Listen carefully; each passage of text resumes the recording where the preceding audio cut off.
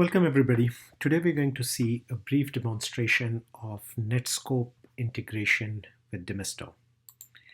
Netskope contains very rich data about all the DLP activity across your cloud apps.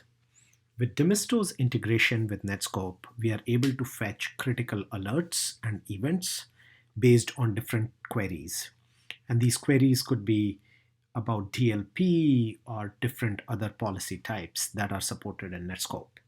So here are two actions in Netskope that are supported by the integration.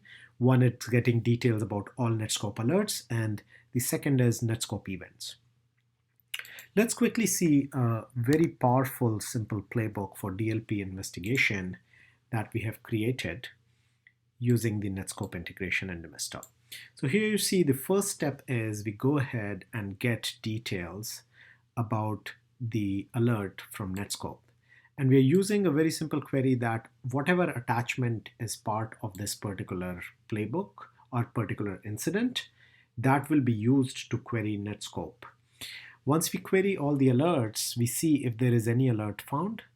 If there is indeed an alert found, we get detailed events about that alert using the similar query. If there are any users found with this violation, sending this particular file out or upload activity about that particular attachment, then we go ahead, get details about that user from Active Directory. We send an email to the user alerting about this activity, or we can actually add a step here to send email to the manager because we can get the manager from Active Directory. And then we send an email to an analyst or a security analyst to alert about this activity and wait for them to review. So pretty simple playbook, very well contained with just Netskope, but this could be weaved in with other DLP tools to get all the activity about a certain file, a certain URL and other pieces using the Netskope API. So let's close this out. We will run this on a new incident. So let's go ahead and actually create a brand new incident right here, where we will go ahead and create a DLP investigation, attach a file, and with that file, go ahead and run the investigation. So a new incident.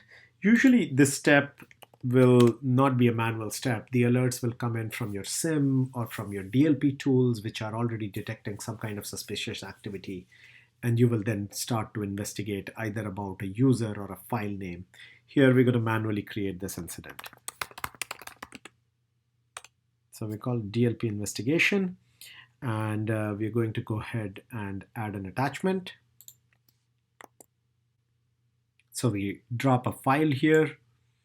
This file is uploaded as an attachment, and we're going to choose to run our playbook, which is Netskope DLP investigation playbook.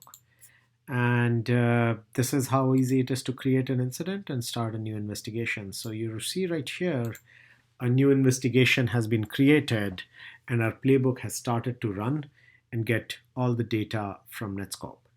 So let's review it slowly, step by step, of what kind of data has been collected and generated. So here, if you look at the first step is get alert activity for that particular file. So here we can see it is the file T4 fill14e DLP profile that it violated in Netskope, host name, policy name, timestamp, exactly at what timestamp this happened. All of this data is available for you to quickly look at automatically about that file. So you can do this at scale in an automated manner. So that's step one. The step two is, in case there were some alerts found, which we did, we can get detailed events for that. So when this policy was violated, what all sources, what all applications did this go, the upload happen. So let's actually open this in a full new tab to see all the detailed information across all the applications violations. So this actually is a very, very detailed set of data, right? So this says Evernote is the app, Ben is the user that was violated, that violated the policy. Source IP is available right here. File name, timestamp exactly when that happened. It was an attachment shared. So what is the URL you can actually go fetch, and the corporate user account name as well for that particular user. So very detailed information available for that particular alert. And it's not just Evernote. If you notice, this particular file was uploaded to Box as well as Evernote. And you can see all this activity and easily review this right here. So once you have reviewed the violation activity, we did find a user who was violating this. The next typical step is to go ahead to get details from Active Directory, send an email to the user alerting it. So this parameter for the user passes on.